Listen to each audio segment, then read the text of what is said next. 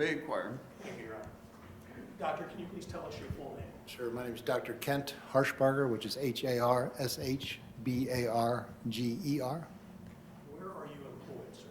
I am employed in a couple different places, but I'm an elected coroner in Montgomery County, Ohio. I'm a forensic pathologist.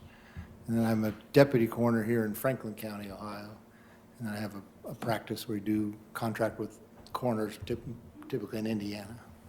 How long have you been working as a forensic pathologist, sir? I graduated from my fellowship in 2001, so over 20 years. Your Honor, it's my understanding there may be a stipulation. Absolutely, Your Honor. We would stipulate to the qualities and credentials of Dr. Harshbarger that he has opined in town police courts and he's given his opinion as a forensic pathologist. Okay. With that, Your Honor, I'd ask the court's permission to have him tendered as an expert in the field of forensic pathology. He can render his opinions. Thank you. Doctor, I want to direct your attention back to August of 2023. Can you share with us, were you working as a pathologist here in Franklin County at that time? Yes. And what was your position in Franklin County at that time? At that time, I was the chief deputy coroner, so the coroner, the elected official in Franklin County, hired me as the chief deputy, so I was administrating the office and doing, basically running the pathology department, the autopsy suite, and the investigation. As it relates to this particular matter, Dr. Harshbarger, did you have occasion to perform an autopsy or post-mortem procedure on an individual by the name of Takaya Young? Yes. And can you tell the ladies and gentlemen when and where did that take place? The exam took place August 25th, 2023, at the Franklin County Forensic Science Center. During the course of your examination, doctor, did you cause photographs to be taken? I did, yes. And would those photographs assist you in your testimony before the jury today? Yes.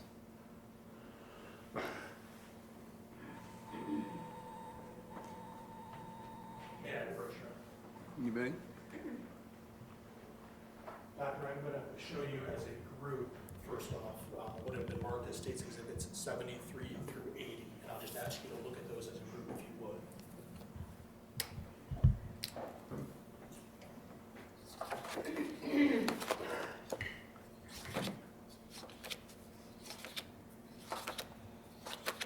Yes, sir.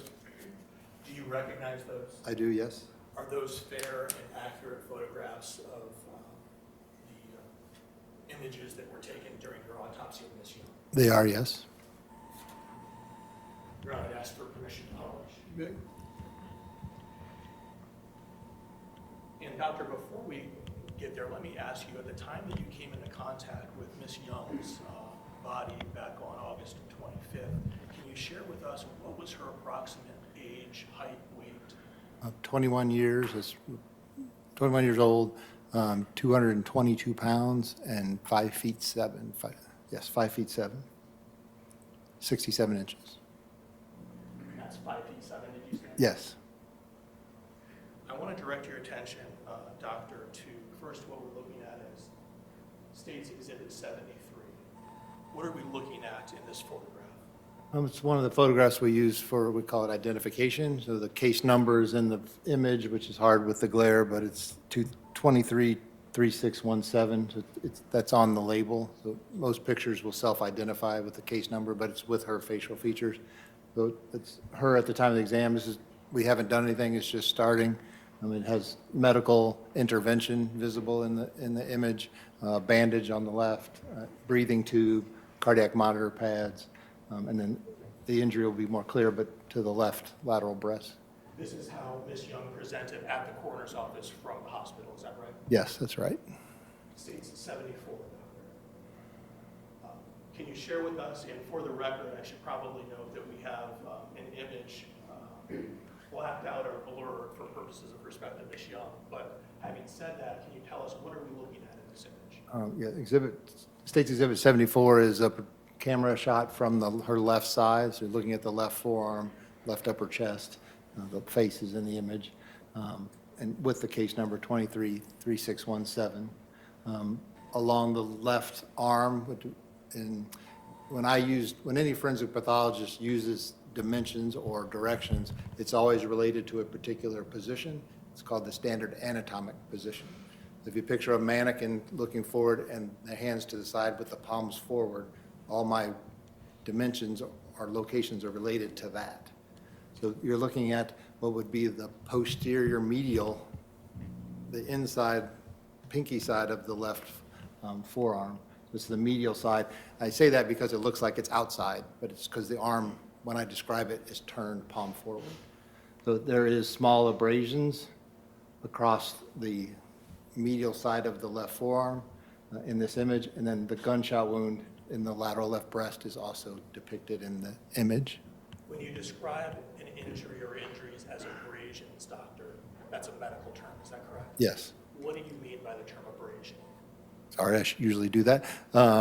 Abrasions are classified as what's known as a blunt force injury, so of which there are abrasions and contusions. Contusion is a bruise. An abrasion is when the superficial layers of skin are scraped away or torn away. So they're small superficial injuries of the skin, scraping or scratching basically of the skin, or in this case, embedded in the skin. I want to ask you, hypothetically speaking, doctor, if Ms. Young is seated in the driver's seat of a vehicle and there's a bullet that comes through the front windshield, would the glass from that bullet through the windshield be consistent with causing these types of injuries? Yes. How so? It's called an intermediate target. When a bullet is traveling and hits an intermediate target, it will accelerate fragments of that intermediate target the same as the bullet. So as it goes through, such as glass, small pieces of glass will fly accelerated with the bullet in the same direction, going out in a cone from that entrance defect. It could also be pieces of the bullet. So any intermediate target can give pieces, or the bullet can start to fragment, and it's pieces of the bullet. The fact that the abrasions, albeit from glass or pieces of the bullet or what have you, are on, I think you said the pinky side of the arm. Correct. Does that tell us that the arm would have been facing where the bullet comes through? Yes, that aspect of the forearm has to be towards the intermediate target. State's Exhibit 75, doctor. What are we looking at here? 75 is now, you're looking straight at the left arm, so it's the lateral left upper arm. This is the focus case numbers in the image for reference. The breast is to the top of the screen, back is to the bottom of the screen. And in the mid aspect of the lateral left upper arm are small abrasions. It's the same type of injury we just talked about. Again, could be consistent with that particles of glass that you described earlier? Yes. State's Exhibit 76, doctor. What are we looking at in this photo? 76 is now a close-up of the gunshot wound itself to the lateral left breast. And as it relates to the wound we see in 76, were you able to determine what type of wound this was? Yes, this is a gunshot wound. And when I say that, I mean, is it an entrance wound, an exit wound? This is a gunshot wound of entrance. How are you able to determine that, sir? There are several ways to determine a gunshot wound of entrance. One is we do x-rays prior to the exam, so I know there's a projectile inside the body, and I know there's only one defect, so it has to be an entrance wound. The other way we look to determine an entrance wound is called a marginal abrasion. So as the bullet's traveling, it's spinning, and it strikes the surface of the skin first, so it creates an abrasion, and then it'll penetrate. So every entrance wound should have what's called a marginal abrasion, which is that small rim of pink reddish tissue below the skin, but adjacent to the defect itself. So it'll abrade the skin and then penetrate, which creates a gunshot wound of entrance. Is this particular wound irregular in shape at all? It is a little elongated compared to what you would think of as a round, typical bullet entrance defect, partly because of the breast shape, but also because of the intermediate target. So it's one of two things, the shape and stretching from the breast itself, or the bullets tumbling or spreading out. Tumbling through the air, are you talking about? Correct. What can cause a bullet to tumble?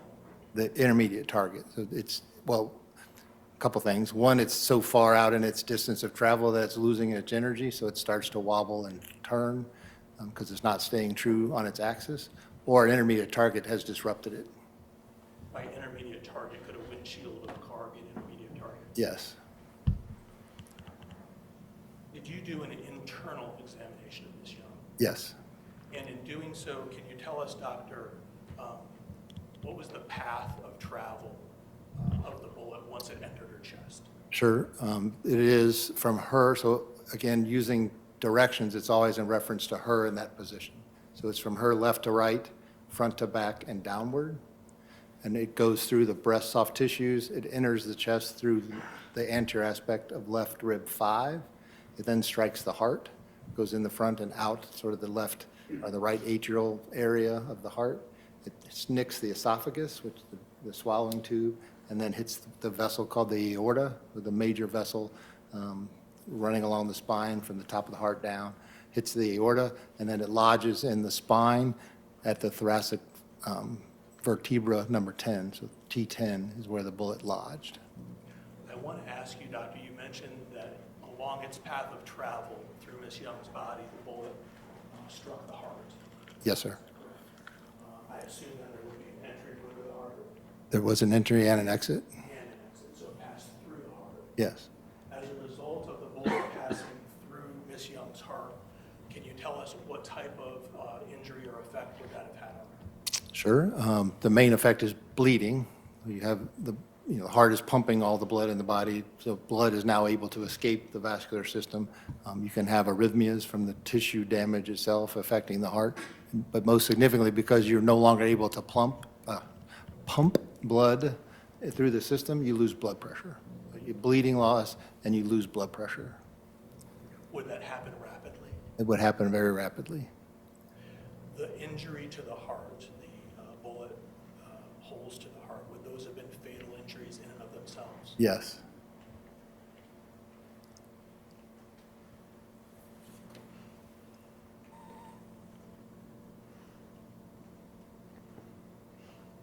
States 77. Can you orient us where on the body we're looking at here, Doctor? Sure. This is State's Exhibit 77. The left arm, we're looking mainly at the upper lateral portion of the left breast, but the left arm is in the bottom right of the image. So it's just, this is the upper edge of the gunshot wound that we saw. I'm pointing to the left mid aspect of the image. And above that, we have more abrasions on the breast surface, the skin itself, as we talked about for the arm, left arm. There's also now abrasions around the entrance wound on the breast, but these contain actual fragments. When you say fragments, are we talking about fragments of broken glass or fragments of something else? The fragments of metal, likely the projectile When you say the projectile bullet? bullet. Based on your experience, if a bullet passes through a hard object, albeit a windshield or some other intermediate hard object, is it common that the bullet will fragment, or at least portions of the bullet may fragment? Yes. Was this, and I want to make sure are we talking about the injury that I'm circling here? Yes. I kind of see a metallic thing in the center there. Yes. Was that collected at Yeah. the time of autopsy, the fragment I'm talking about? I can't, a fragment was collected. I don't know if it was this fragment. You mentioned after traveling through the heart, the bullet, I believe you said, correct me if I misheard you, struck the aorta. It did exit the heart, esophagus, then aorta, yeah. Since 78, Doctor. What are we looking at here? 78 is now, it's part of the internal exam. The heart, lungs have been removed as part of the autopsy. The aorta is running along the surface of the spine, which is here. Feet are to the right, head is to the left. Aorta defect, so that's a round tube that now is disrupted. You can see the opening. And then the projectile I'll highlight with the pointer is just below that opening and in the spine. When you say projectile, just because we're using different terms, I think I've used the term bullet. That's the bullet that you just circled, lodged in the spine. Correct, the bullet, yes. When the bullet struck the aorta, albeit causing the defect or the hole that we see, what's the result of that? Same as the heart, blood loss, excuse me, immediate blood loss, and along with that, no longer able to keep blood pressure. Are we talking about additional blood loss on top of the blood loss that's already occurred through the heart? Technically, yes, but once you have the hole in the heart, you're not moving blood forward as much as, this wound would be fatal, but we also have a defect in the heart, so I can't really say how much blood's moving forward that would come out of the aorta, but yes, this is going to bleed, and this wound is also fatal In and of itself? in and of itself. I want to ask you, doctor, because you've talked about the blood loss, albeit from the heart and/or the aorta injuries. Did you determine the total amount of blood loss to Ms. Young? In a general estimating type of fashion, there is, at the autopsy, there was still 800 milliliters of blood left in the chest cavity, so around the lung, and there was 100 milliliters estimated around the heart. So 900 milliliters of blood was still in the chest cavity. There was some medical intervention. They didn't document in the record how much blood they recovered, but there was 900 still within the body. Is that approximately 20% of her blood? And a typical person, a liter or 1,000 milliliters would be 20% blood volume, which is lethal. You mentioned earlier in your testimony that this blood loss would have occurred very rapidly, Yes, and the drop in the blood pressure associated with that, I'm assuming. yes. As a result of the blood loss and drop in blood pressure, what would that have done to the consciousness of Ms. Young? Once blood pressure is lost, consciousness will be lost. And the typical, in 10 seconds, 10, 15 seconds with an aorta injury and heart injury, you're no longer getting blood flow because you don't have blood pressure. And so consciousness is lost relatively quickly.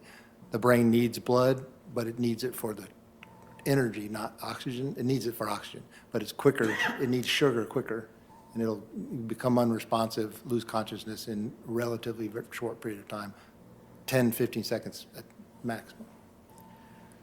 You mentioned that the bullet, doctor, came to rest, and we saw in the photo a few moments ago, did you say the thoracic spine? Yes. As a result of coming to rest, did it actually impact the spine?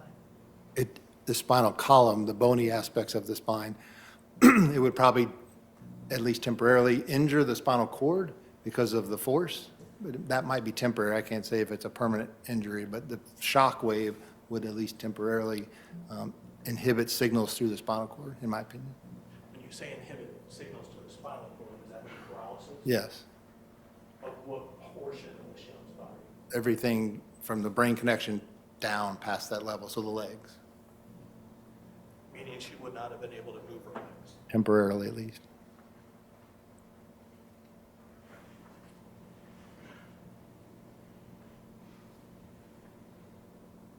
Were you aware at the time of autopsy that Ms. Young was pregnant? Yes. Did you make observations and examination of the fetus that she was carrying? Yes. State's Exhibit 79, Doc. Obviously, we're looking at the fetus in this photo. Is that fair to say? That's fair, yes, it is. Were you able to make a determination as to the gestational age of the fetus? In an estimated fashion. So we, as pathologists, rely on measurements of the fetus, measurements of the placenta weight, the fetus weight, and as I estimated at the time of autopsy was 25 to 28 weeks. How is that done? Is it just measurements? Just measurements, yeah. Did you review medical records associated with the pregnancy as well? Yes. Did those medical records support a 25 to 28 week gestational age? Yes, the visit, the only records we could find were a little less than a week prior to this incident, and at that visit, she was felt to be 27 weeks and 2 days. Were there, based on your examination, any abnormalities as it relates to the development of the fetus in this case? Not in externally or in the placenta that I found. Based on your examination and observations of the fetus, doctor, were there any signs that the fetus had already died in the womb prior to the shooting incident? I had no signs of that. That's called maceration. When a fetus would die in utero, instead of using a term, it's less precise, but decomposition, maceration is the term that's used, and this child has no evidence of maceration.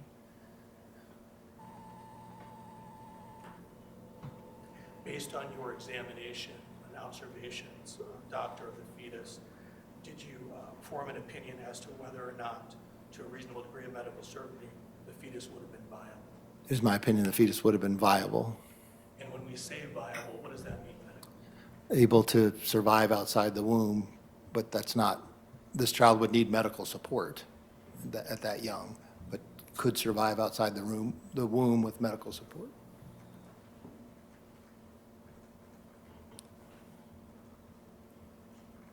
State's Exhibit 80, doctor, can you tell us what we're looking at in this photograph? This is a label, it's the bullet and the fragment that was recovered at the time of autopsy with the labeling 233617, the case number and her name.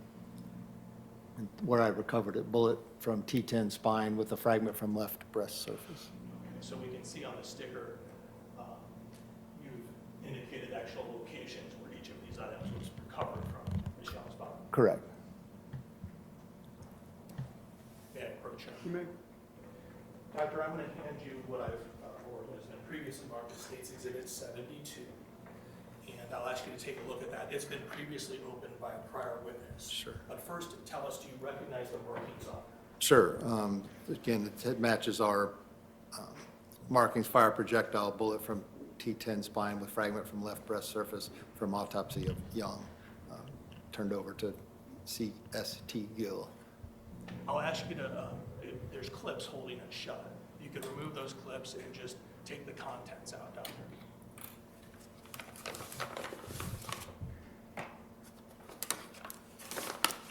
Yes, sir. And for the record, can you share with us what have you removed from the envelope? Inside the envelope is our standard packaging material with the case label, number 233617, her name, the same description, same label that's imaged there, and then my signatures on the back of the sample box. Also with the sample, which these were in the box as we packaged them, obviously they've been processed, is the projectile that I recovered from the spine, and then the small fragment from the surface of the left breast. And the projectile or bullet and the fragments that you removed there, are they in the same or substantially the same condition as they were when they would have been removed from the show? Yes. I'd ask you to put those back in the envelope then, doctor, if you would.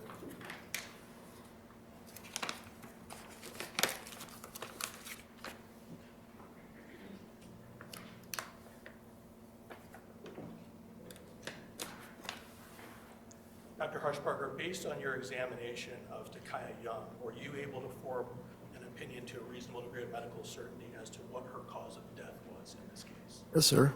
And what is your opinion? Excuse me, gunshot wound of the torso, striking the heart and aorta. Was there a toxicology screen done of Ms. Young? Yes, there was. And can you tell us what is meant by the term toxicology screen? Testing, toxicology is testing for substances in the bloodstream, basically. And the purpose of that is what? Is that something that's done in every autopsy? It's done routinely in 98% of the cases we do. Yeah. Are you aware of the results of that toxicology? Yes, I am. Can you share those with us? Sure, we've done the screening testing, and then the confirmatory testing revealed THC, or the parent compound of marijuana, and then one metabolite of marijuana. Would the presence of these, albeit marijuana metabolites that you've spoken to, have any impact on the life of the fetus while in the womb? No. Doctor, based on your examination, were you able to form an opinion to a reasonable degree of medical certainty as to what caused the death of the fetus in this case? Death of the fetus was due to the maternal gunshot wound, and then loss of blood flow to the fetus through the placenta.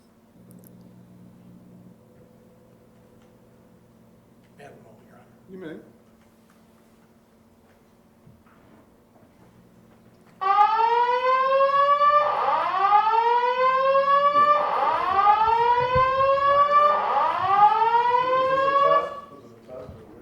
Attention, attention, attention. An emergency has been reported. All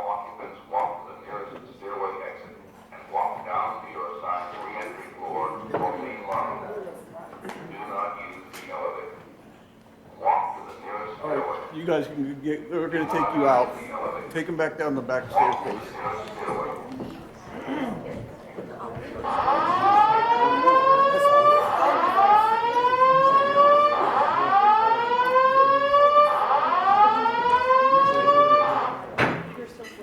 Attention. Attention. Attention. An emergency has been reported. All occupants walk to the nearest stairway exit and walk down to your assigned re-entry floor or main lobby.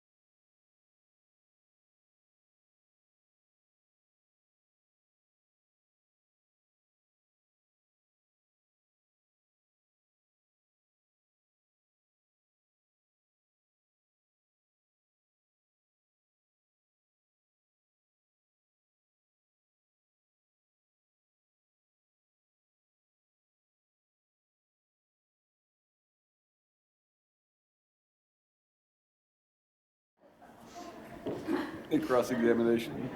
Very briefly, Your Honor. Good afternoon, Doctor. Good afternoon. Just one or two concepts, and we thank you for being here. And what do you like better, Franklin County or Montgomery County? Ooh, not doing that on the record. All right. So in toxicology, there was some THC or marijuana, and it wasn't a de minimis amount, but it wasn't a huge amount, right? It's Correct. 5.3 mgs per milliliters, right? Correct. Okay. Can't tell if it's chronic use, daily use, or anything like that? Correct. Okay. Now, I like talking about this, but I'm going to mess it up. The anatomically correct human being, that was first started by Da Vinci, right? Yes. Okay, and it's that picture that we see, the drawing of the person like this. correct? Yes. So when you do directions, your directions are based on that example. Correct. So when you say left to right, do the left breast, and downwards, right? Yes. That means if the person was in this position, okay, if the person was in this position, it would be left to right and downwards, correct? Yes. So that would mean the bullet would have to come from this angle. Yes. More her left. Yes. Yes, okay. Now, if the person was, but you can't tell, your path isn't based on if the person's bent over, if the person's like this. So in facing you, I'm sorry, I'll slow down. Facing you, the trajectory would have to be from here, left to right and down, correct? Correct. But if I'm turned this way, then in theory, a little bit this way, then it could come from where you are. Correct. If I'm turned this way, then it could come from that angle. Correct. Oh. The relationship has to stay the same, but wherever the body is, that direction is changed. Absolutely. And then the intermediate issue that you talked about with the windshield, that can change the path of a bullet, correct? Or Correct. Correct. And so whether a person is like this, it could still be this, left to right from right there, as well as this, left to right from over that way. Correct. Okay.